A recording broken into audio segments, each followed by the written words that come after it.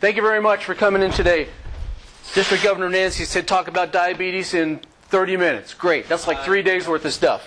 So bear with me here. I'm Dr. Mitch Wolf from Shawnee. I am a Lion as well. We're going to talk about a kind of a quick and dirty and what we need to know about diabetes today. Okay? It is said that the farther someone travels to give a lecture, the smarter and more of an expert they are perceived to be. Well, I drove 51 miles this morning, so I think that says something. Let me tell you a little bit about myself in 60 seconds. I'm originally from New York City, where I learned to play baseball and then played some music. I moved to Las Vegas, where I played some more baseball and played some more music. And then I went to college in LA and studied biology. And then I went back to UNLV in Las Vegas, studied more biology, and then played some more music. And then I went to med school in Reno, Nevada, where I studied anatomy and played some more music. And then I went to my residency in Las Vegas, where I studied medicine but didn't have time to play any music. And then I moved to Oklahoma City, where I learned to dodge tornadoes and studied medicine and played some more music. And then I moved back to Las Vegas, where I practiced some more medicine and played some more music. And then I met my dream girl and played a little bit more music. And then these guys came along, and I didn't play much more music. And then I moved to Shawnee and practiced some more medicine. And then these guys turned into these guys, and now I get to play music again. Okay, so that's my 60-second biography. I also am a Lion, believe it or not, serving tea at the chili feast. All right, so let's do a quick and dirty on diabetes. If you have any questions, please raise your hand. Diabetes, of course, one of the global initiatives of Lions to educate people on how to manage this condition.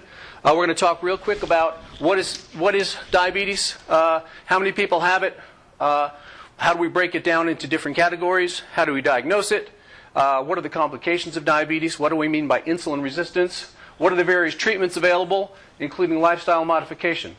We can do that in 27 minutes, right? No prob. Okay. There we go. Okay. So when we say diabetes, what are we talking about? It's a group of diseases, kind of broken down into 1, 2, and 3, which you'll see. But it's one of the more common things that we see. I see this condition every day. It's probably half my day every day because there's such a prevalence. And you're going to see that in a minute. Okay? Diabetes is more of a, when we talk about diabetes, people typically think of a problem with blood sugar. That's really just a symptom. There's a lot going on as far as insulin. That stuff that's made by your pancreas helps you digest sugar. Either it's not enough or it's not working or both. Okay? So we're talking about millions of people in the U.S. We're expecting these numbers to rise because obesity is on the rise. And you'll see how that's a link here. Okay?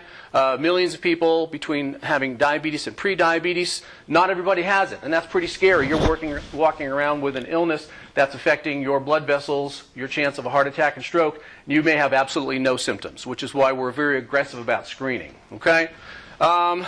Oklahoma is pretty much a red state in everything, including diabetes. By the way, when you're looking at the slide, red is never good. Financial, medical, red is never good. So here's obesity and diabetes looking from the 1990s up to the 2000s, and you can clearly see things becoming more red. That's increasing waistlines. That's a lot of fast food restaurants. Okay, so 1, 2, and 3, right? Type 1 diabetes is where you just don't have enough insulin. There's just not enough being produced by your pancreas, either from an insult as a child or some kind of illness that interfere with insulin production. Type 2, which is the vast majority, that's where you have insulin, but it's not doing its job. And we'll talk about a little bit of chemistry here in a minute. Then you got that 1.5, which is where people start off with enough insulin to manage their bodily needs, and then through whatever happens, it doesn't become active anymore, and then the pancreas burns out, and now you're not making insulin. Now you have to be on insulin. Okay? Gestational diabetes is the kind that happens during pregnancy, of course, increasing your risk of having full-blown diabetes as you get older. Then there's that so-called new type 3 diabetes, which is where we're talking about what's happening with the blood vessels supplying the brain, increasing one's risk of Alzheimer's and dementia. Then there's the pre-diabetes, which is medically known as impaired fasting glucose, and then impaired glucose tolerance, where you just don't bring your sugar down normally after a meal. Okay? The type 1 is what they used to call juvenile diabetes. Typically starts in childhood. There are some genetics involved with that. And again, there may be no symptoms until all of a sudden, the kid gets sick as can be and ends up in the hospital. Okay? And that's true insulin dependence. You don't have an insulin shot every day, you will die.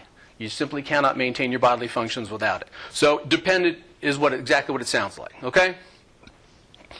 Type 2 is the most common kind, and that can happen at any time in the lifespan, often as people get older. You have insulin in your bloodstream. As a matter of fact, you probably have more than the average, except it's not doing its job. It's not binding to the cells and letting you burn sugar for energy. This condition is on the rise, okay? Gestational is where your blood sugar is high during pregnancy. You can't use a lot of the diabetes medications in pills during pregnancy, so just about everybody gets treated with insulin, okay? You suspect this in women that have had several large babies, and it does increase your risk of having full-blown diabetes later in life, okay? Millions of people, again, with prediabetes, where the blood sugar is high but not high enough to cross that line of being diagnosed with diabetes. But it is a continuum, really, okay? Metabolic syndrome is where you have high blood sugar, you have high blood pressure, you have a big waistline, your cholesterol is crazy, and that combination, that syndrome, is what really increases one's risk of heart attack and stroke. And a lot of it is lifestyle related. Okay? This data is of this morning at 6:30. That was the population of the United States. I took that, put that down there. Okay? So if you go back there and you do that math, that's 24% of the people in the United States have either diabetes or prediabetes. And that is a scary number. Okay? I think we did that one already. Okay, so the metabolic syndrome. It's a whole bunch of stuff, and you can consider all these diseases as symptoms of the underlying problem, which is insulin resistance and inflammation in the bloodstream leading to all these conditions. Okay, number one killer, heart disease, of course. Diabetes, you don't die from diabetes. The complications are the problem. The heart attacks, the strokes, the infections. So it's not the sugar itself that kills people, okay? So these are the old terms. Borderline diabetes. We don't use that. That's like borderline pregnancy. You know, I mean, either you are or you aren't. Yeah, okay. And then a lot of people that have blood sugar problems have other associated issues, such as cholesterol problems, okay? Abdominal obesity. That's the apple versus the pear that we'll see here in a minute, okay? Inflammation and just vitamin deficiencies. There's the apple and the pear. If you have a big belly, that means that you have fat inside your belly around your organs. That is the problem. That's where insulin resistance happens. If you got a big bottom, okay, you got a big bottom, but it's not as bad for your metabolism as it is for this apple on the left. So that's important to make a distinction. Okay, so how do we diagnose this? Again, somebody set this, 126. It's kind of a line in the sand. You know, are you better at 125? No, it's a continuum. Okay, but that's what we need for the diagnosis. Okay, A1C. We'll talk about that in a minute. A lot of people have heard that term. If you check your blood sugar randomly, now not fasting, any time of day. By the way, do talk fast because I told you I'm from New York. So if you have a question or anything, slow me down. Over 200 at any time, that's pretty much going to be diabetes. And then you have this glucose tolerance test where you have to drink that orange junk, and then they test your blood later on. A1C has two other names, glycohemoglobin, hemoglobin A1C. It's that average that we use to check people. It's an average for 3 months at a time. Sugar binds irreversibly to blood cells, okay? Your red blood cells, I should say. And it's irreversible. So the higher your sugar, the more sugar molecules you have on your red blood cells. And that's a very easy laboratory measurement to make. Okay? The higher it is, the worse off you are. Okay? We'd like to see people, below 6. The higher you go, the higher your average. Gotta get rid of that arrow. The higher the average, the more your chance of complications. Okay, so we screen aggressively. Pretty much anybody that comes in for a physical is going to get a fasting blood sugar to see if they are pre-diabetic, diabetic, or otherwise. Okay, so that's pretty much anybody over 45. Anybody that's overweight, even down to age 18. Okay, if they're a youngster but they have other risk factors, high blood pressure, sir. What's considered fasting? 10 to 12 hours. Okay, fasting does not mean don't drink water. Okay, drink water. Makes it easier to draw your blood. Okay, it just means no coffee with cream and sugar and all that junk in the morning. Okay, anybody certainly with symptoms, drinking a lot, peeing a lot, the stuff that we've all heard about, wounds that won't heal. We'll talk about that. Anybody with a family history, anybody with other bad medical conditions, heart disease, stroke, blockages of blood vessels, and then certainly all pregnant women are screened because it's so vitally important to discover that early in pregnancy. So the complications, again, it's not the sugar that gets you. It's the heart disease. It's the blockages of blood vessels going to the legs. It's the ulcers that don't heal that then become infected and turn into amputations and that sort of thing. Okay? Kidney problems, a big one. Kidney failure. Number one cause of kidney failure is the damage from blood sugar to the tiny little blood vessels inside your kidneys. Okay? Here's another apathy for you. Nerve damage. Okay? You've heard about the people with diabetes that can't feel their feet. So what do? They walk around with a rock in their shoe for 2 weeks and never know until you end up with an infection that ends up at the ER. Okay? Blindness, number one cause of blindness. Okay? Whatever's happening in those blood vessels is happening in every vessel in your body. And that's why your eye doctor dilates your eyes and looks with that scope to see what your blood vessels are doing. Okay? That's an indicator of what's happening throughout your entire body. And then, of course, we talked about skin ulcers. Okay, gross pictures. Close your eyes if you need to. So that's a diabetic foot ulcer. Okay? We see these all the time. They just don't heal. Your body cannot heal with a sugar of 200, 300, or above. Okay? And then that's just a ticket for infection to get into your bloodstream. Okay? Here's retinopathy. If you can picture that, you're not an ophthalmologist, but I think you can see on the left, that looks pretty good. It's like a road map of Chicago. And then actually, that's more like Buenos Aires. Anyways, on this side here, you can tell that that's bad. There's a lot of inflammation in the blood vessels there. And that's in the eye? That is in the back of the eye, the retina. Okay? Again, there's a normal kidney if you've never seen one today. And then that's one that's been ravaged by chronic diabetes. Okay? Chronic by how long? It varies by person, 10, 20 years. There's people that, it's weird because there's people that walk around with high blood sugars that have no complications. And people that were diagnosed 3 years ago that come with a heart attack. There's so many factors at work, including genetics. So what are the symptoms? Again, maybe none at all, and that's the scary part. But the stuff that people have heard of, like blurred vision, feeling tired all the time, peeing a lot, got a sore that won't heal, sick to my stomach, unexplained weight loss, that's another one. Sometimes tips people off just to come see us. Maybe they don't even like to come to the doctor, but I'm losing weight and I don't know why. Okay? And then there's other ones there, I think that... What's that? I said I thought I'd developed the greatest diet in the world. I was getting massive amounts of food and lose weight. Yeah. Yeah. Diabetes diet. And other stuff that's not on here, sexual dysfunction, vaginal infections, things like that. Just a whole slew of things. So it's, we could talk for days about how the body regulates blood sugar, but basically all the players are involved. Your digestive system, your muscle, because that's where insulin gets sugar into the bloodstream to burn for energy. The liver, which makes sugar from starch. The pancreas, which makes the insulin. The fat cells, which regulate your fatty acids. There's a whole lot of stuff going on. This is the very simplest explanation of insulin resistance. You got the key. The sugar has to get into the cell, okay? The key has to turn so that the glucose can get into the cell. Glucose is sugar. You burn the sugar for energy, you can get on with your day, okay? In insulin resistance, you got all these sugar molecules floating around, and if insulin doesn't bind here to do its job, sugar doesn't get into the cell, okay? Got lots of sugar floating around here, but here it's not. Where is it? It's in the bloodstream, and that's the problem, because that leads to the blood vessel damage. Insulin resistance is the core key principle here. Okay? There's your apples and pears again. I live in Shawnee. Got a lot of fast food. It's very easy, convenient, cheap. Why? Why is it cheap? Because it's not nutritious. Okay? So that's a big issue here in the United States. All right? Let's look at the world again. Red being bad in anything. The U.S., even Alaska, which is far away, they eat the American diet up there too. And wherever you have civilized society, wherever you have a lot of convenience food, you're going to see obesity, you're going to see diabetes. The unfortunate thing about this picture is, of course, if you look at some of these areas, the green, you think, well, they're taking care of themselves. No, they're probably not getting enough food. So that's the sad part about this graphic. But the point I'm trying to make is in the areas where people, walk a lot, or there's not, public trans and all that sort of stuff, they're burning more calories, there's less diabetes. So what can we do for this problem? How am I doing over there? Left? Yes. Yeah, I'll do my best here, okay? Basically what we're going to talk about is lifestyle intervention. Huh? Don't shoot the messenger, right? Okay. All right, so here's all the medications. We're going to talk all about these. No, we're not.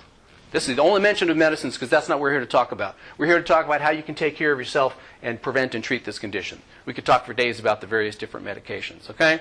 Basically, carbohydrates is the number one thing to limit because that's where the sugar comes from, okay? We Americans don't eat enough fruits and vegetables. Mediterranean diet, why do the Italians have less heart disease than we do? We'll see here in a minute. That's carbs. That's anything starchy, anything white and fluffy. Bread, potatoes, rice, pasta. Your body's just going to take that in and turn it into sugar. Okay? Okay, we're going to talk about the Krebs cycle. No, we're not. I'm just kidding. Anybody remember the food pyramid? It's erroneous. Don't follow it. This was from the 1970s. 11 servings of carbs during the day. No. I think things have pretty much turned this over 180 degrees as we've learned more. Okay? A lot of hidden calories, a lot of hidden sugar, 54 grams of sugar in a Coca-Cola, and absolutely no nutrition. And caffeine to give you heartburn, and we could talk all about that. Anyways, so then you get over here, and this one has no sugar, no calories. I should be drinking Diet Coke then, right? No, you shouldn't.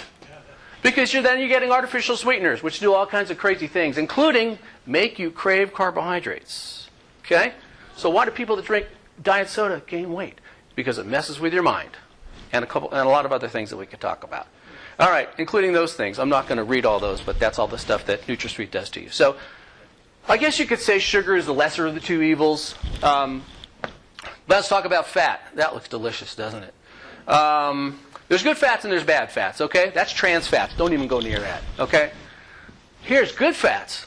Avocado, nuts, olives, fish oil, salmon, best thing you can put in your face, okay? Remember that now. This is protein, okay? Not all protein is created equal.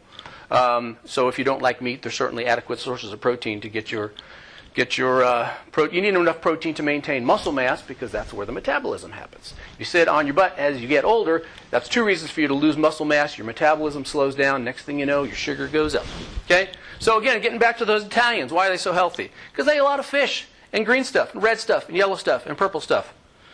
In general, the more colorful your diet, the better it is for you. Okay? So this is kind of the ideal plate. Okay? Non-starchy vegetables. So that's not potatoes, okay? That is your green stuff. That's green beans and kale and stuff like that. By the way, green peas are green but starchy, so don't let that trip you up. Protein, a little bit of starch here, fruits and vegetables. Staying active, which a lot of people don't do enough of these days. So you really have to be disciplined about that, and it doesn't have to be tremendous. You don't have to be running marathons, okay? If you can get 30 minutes of activity into your day, start with 15. Start with 10. Do something. A lot of people that I talk to in my practice, they're just sitting around. And they're binge watching, and they're watching game shows and that sort of stuff, okay? So prevention is the key when it comes to diabetes, okay? A lot of times people, by getting into healthy habits early in life, or whenever, can avoid the complications of diabetes. Because it's a very, very complex situation, as you see here, okay? Look, we made it to the top. Look at that spectacular view. Look at that spectacular blood glucose, okay? So he's set goals for himself, okay? This one says, as you can see, your wife left you a few messages reminding you to check your blood sugar. Do you have to check your blood sugar 6 times a day? No. I got 2 minutes, and I'm going to do it, okay? All right. So I did briefly talk about medications. This is the only slide on medications because I think they're second line. Lifestyle is first line, okay? There's a lot of people that think that if I can take a pill, my blood sugar will be great. No. That may treat the condition. It doesn't cure it. Okay? So real briefly, you've probably heard of some of these. Okay? The old technology, glyburide, glipizide, they cause your pancreas to put out more insulin. Until your pancreas burns out from that, and then you need to be on insulin. Metformin, the best drug we have. Easy, cheap, generic. It works by shutting down sugar production by your liver. Except then it causes diarrhea. Okay, so then you have medicines that increase insulin sensitivity. Actose, Januvia, Tradjenta. They actually help you create more insulin receptors on the surface of your cells. Except they're really expensive and cause congestive heart failure. Okay, Byetta, Bydureon. These are the medicines that really cool technology. Injectable, but not insulin. Okay, and what it does is it actually stimulates your pancreas to produce insulin in response to a meal. That's very smart technology. Also very pricey, and it makes you puke. Okay. These are the newest class of medicines. Again, really cool technology. It makes your body pee out the excess sugar. Okay? It sets a threshold and it makes you pee out the sugar out of your system. Which sounds like that's a great idea. Except it gives you yeast infections. Okay. Then you got acarbose, which is older technology. It blocks some of the absorption of carbohydrate from your gut, except then it gives you diarrhea. Okay? And then you've got your insulin, various types, way beyond the scope of this. But the problem with insulin is it makes you gain weight. What does weight do? It makes it more difficult for you to metabolize sugar. So it really is, can be a vicious cycle. So my primary goal when I talk to people about diabetes is think about what you can do on your end first before I whip out the prescription pad. Diabetes Association, American Diabetes Association, great resource for diet, activity, all kinds of information online. And then you're happily ever after. We have 15 minutes for questions. No, I'm kidding. We have 15 seconds for questions.